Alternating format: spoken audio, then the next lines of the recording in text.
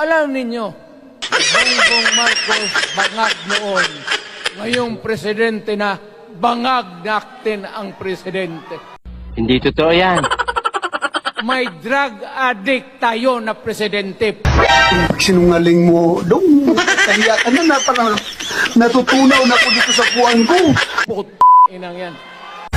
Ito ba yung sinabi mo kanina? Wala akong sinabi na ganun. Ayun lang yan, dinideny mo. Even if you kill me 1,000 times, wala akong sinabi na ganun. Deny ka ng deny.